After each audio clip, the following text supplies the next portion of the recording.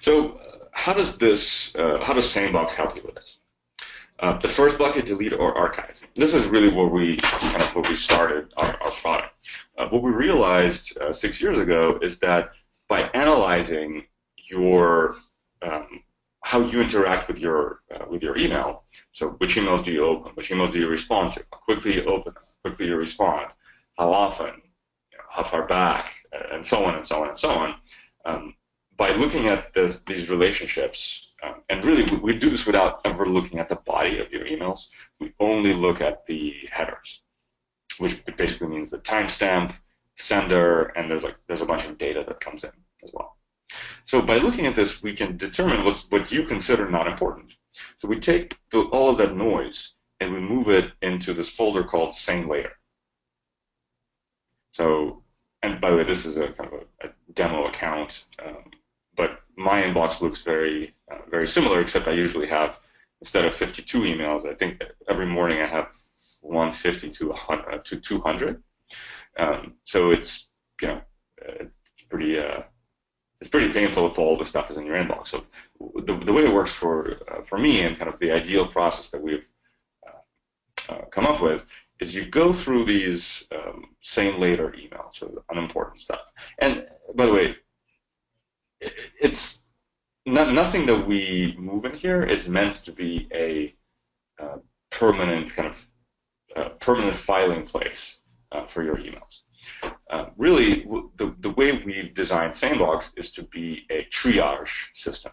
So what we help you do is go through all of your emails really, really quick. So the ideal process is what I personally do every morning is I select all, and then if something catches my attention, actually, let's say this is an important email.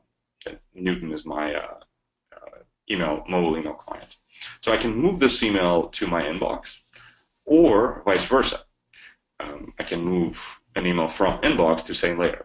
And what that does is it immediately teaches us what emails you like to go where. So if you move this email into the inbox, next time an email from that sender arrives, it's going to stay in your inbox. And then so once you kind of go through and do this, I just select all and hit delete. So essentially, I process all of those emails with one click or 2 clicks. And this is where the science really comes in handy. These are back to the attention switching costs. There's a lot of research done on this topic. Basically, if our human brain is very good at looking at patterns. So if it's very easy for us to go through a sea of unimportant stuff, like I can very quickly scan through this, and if something is important, it very easily catches my attention. And so that's why I can quickly identify, hey, this is an important one, let me move it to the inbox. If all these emails were kind of mixed in together, important, unimportant, important, unimportant, important, unimportant, it makes it really, really, really difficult for our brain. It just uses a lot of our neural resources. So now we talked about how to process all the unimportant stuff with a couple of clicks. Now, if you really never want to hear from a particular sender, let's say above the law, yeah, I probably don't care about this ever. What I'm going to do is move it to a folder called Sane Black Hole. And if I move it to Sane Black Hole, all future emails from that sender go straight to trash. So it's basically like unsubscribing, but it's faster, easier, and safer. And we'll talk about why it's safer a little bit later. But just to give you a preview, when you unsubscribe from an email, you're really relying on the integrity of the person you're unsubscribing from. Because what you literally just did is you just marked yourself as a human, and as a human who cares about their inbox. So we see this happen all the time, where our customers go on an unsubscribe binge and end up on more mailing lists. And that happens because your email can get sold to someone else because you just kind of outed yourself as a real person. And you can also customize any kinds of, for instance, we created a folder called Family. So you can create a folder and move certain emails into that folder. So for instance, oh yeah, sorry, some quick step back. So we didn't look at the inbox. So the inbox is now, as you can see, only for important stuff. So it's important partner, investor, boss, spouse, right? So important people, and that's really what a real inbox on SaneBox looks like. And you can also as I mentioned, you can customize. You can create custom folders on SaneBox, and by the way, everything can be kind of tuned on our dashboard. And once you tune it, you really never have to come back to the site. Everything you continue to interact with SaneBox right from Gmail, from your iPhone, or whatever, wherever you read your email currently. Okay. So we talked about delete and archive. So that's same later, which is all the important emails, and same black hole, which is the unsubscribed folder. Then defer. So if an email, let's say this important business partner is important, but not urgent. So it can wait till tomorrow. I'm going to move it into a folder called Same Tomorrow. And what happens now is it's going to pop back in my inbox tomorrow morning. And let's say this investor guy I don't care about until next week. I'm going to move him into a folder called Same Next Week. And it's going to reappear in my inbox on Monday morning, this coming Monday.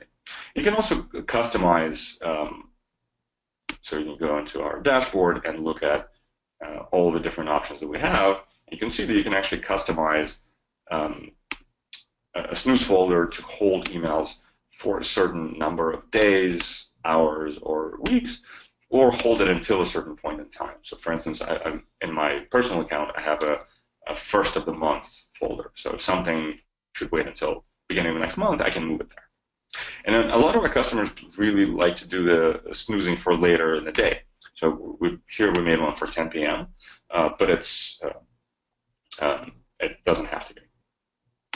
Now, one thing that's really important to note, SaneBox, as I mentioned, works with any email provider, any client, and any device. So you really interact with us just by using folders. So wherever you use to do your email, we automatically work there. And actually, I like to say that even if a new email provider or client or device gets invented tomorrow, we will automatically work with them as well, just because we don't care. Like we only connect to the mail server, which propagates to all of your devices. So we talked about defer, delegate. Let's cover delegate and respond. And this is actually probably the most powerful and popular feature that we have. So let's say you got an email from your boss and you want to reply to them. And it works the same way when you forward, reply, or just send an email. What you want to do is, if you want to make sure that somebody replies to you, you can CC or you can BCC 1 week at sanebox.com. Or you could do 3 days at sanebox.com. Or you could do, what's now? Let's say November 1st, 8 a.m. at sanebox.com. Pretty much any time frame you can think of will work. And so what will happen is you send this email like you normally do, and if you don't get a response by this time you specified, you're going to get a reminder to follow up with that person. If you want to get the reminder anyway, regardless of whether they reply, you can just add the word keep to it, and then you would get a reminder regardless. And this, by the way, this also works kind of automatically anywhere you do your email. Obviously, I'm showing you Gmail here, but it would work the same way anywhere else. So we covered delegate and respond. And then if you do all of these things, then the only emails left in your inbox will be the ones that you actually have to deal with today. And again, if something is, again, not urgent, just move it into tomorrow or whenever, and work on the emails that you have to work on. And then my personal kind of favorite trick is at the end of the day, if I realize it's cheating, but what I do is I move everything I have into the tomorrow folder, and I automatically finish my day with inbox 0. All the stuff will pop back tomorrow morning, but it actually is fantastic for your psychological well-being to see this screen. And again, that's also proven by science. Okay, so we talked about inbox 0, and now, Amy, are there any questions we should address before we move into the advanced email hacks? I haven't seen any come in yet, so I just want to remind everybody to put your questions in as you have them. But let's go ahead and roll into this next section, and we'll just take questions at the end. Perfect. Okay. All right. So this is just like super quick, actionable tips that you can start doing today, or not.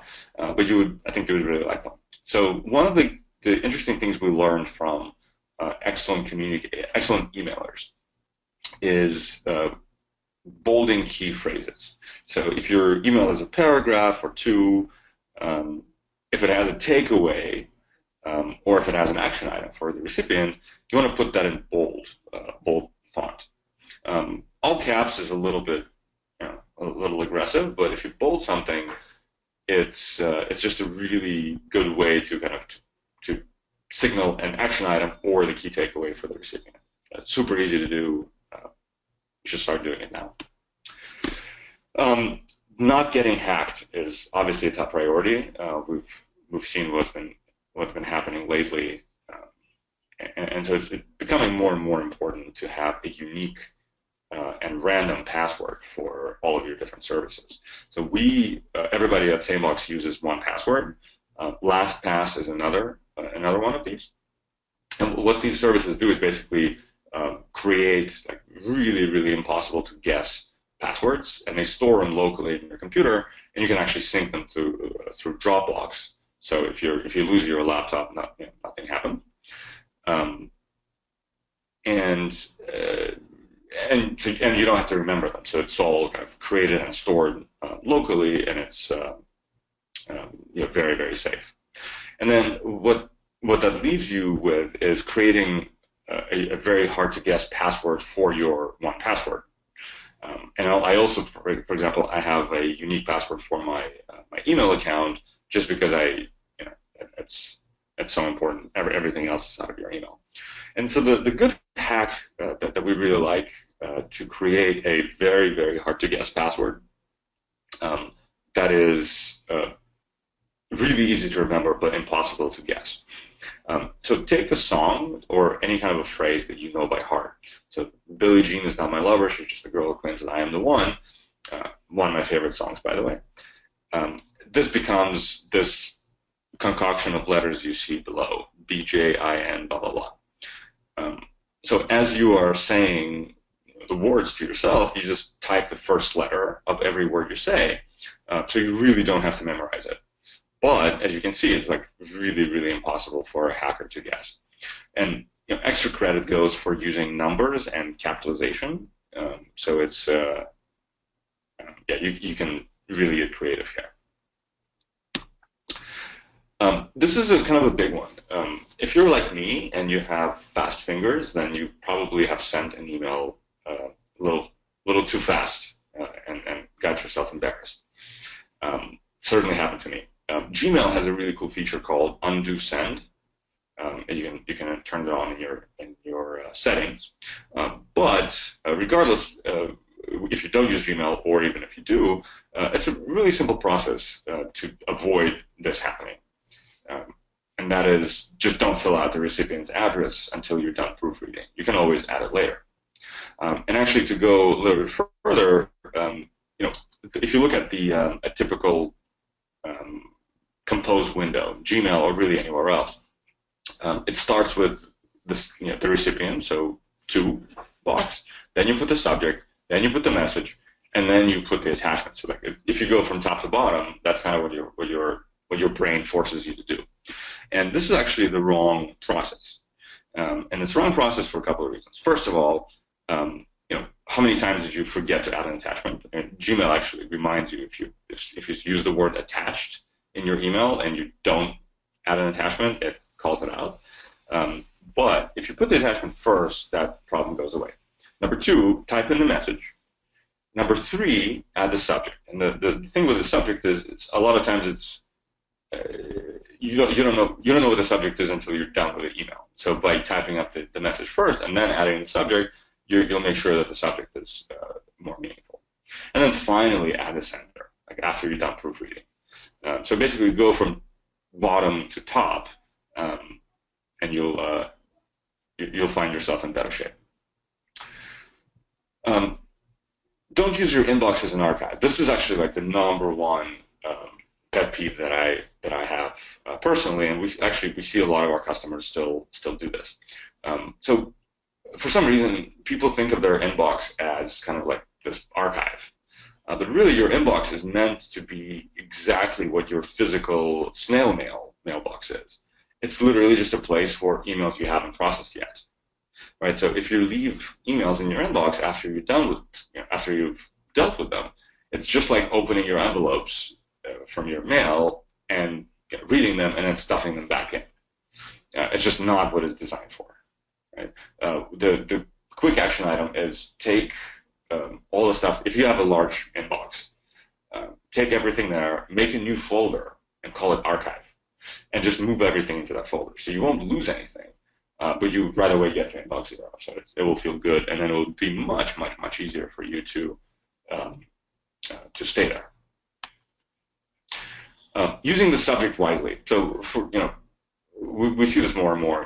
Open rates on emails are getting lower, and a lot of times the only thing that the recipient will read is the subject. And so make it meaningful. Make it meaningful and make it searchable. And this is actually the key. It's a helpful subject with a meaningful meaningful kind of text or tags in it will make it much easier for you and for your recipients to find that email later. So instead of things, put 5 things I need you to do by tomorrow. Put a call to action. Make it specific. And then using tags is really helpful as well. So if you put time sensitive, that's going to set the expectation. Action item also sets expectation. NNTR and NRN means no need to reply or no reply necessary. And that's actually really awesome to receive. If I get an email with that tag in the subject, I feel much better opening it because I know that there's no work that's going to come out for me. Then same thing with not urgent. If you put not urgent in the subject, that just kind of makes the recipient feel much better. It almost feels like you're adding time back to their day. And then EOM means end of message. So if you can type the entire message in the subject, kind of like SMS, put EOM at the end, then the recipient knows that they don't need to click into it. But everything is just set right there in the subject. All right, so we covered this already, but again, don't unsubscribe from suspicious emails. It just means that there's very, very high likelihood of your email ending up on more mailing lists. Same black hole is that's really what we built it for, and it's a really useful feature. Avoiding open-ended questions. Email is a fantastic, as Amy kind of said in the beginning, there's really nothing wrong with email. Email is a perfect communication platform. It's a perfect communication platform for one-to-one messaging. But it is a perfect platform for specific closed-ended communication. So if the question is, do you think we should do X, Y, or Z? Email is perfect for that. If the question mark at the end of an email is thoughts ? That's probably a sign there should be a phone call instead. It's just like the opportunity for miscommunication and dragging on is too high. So think about what's the right medium for your message.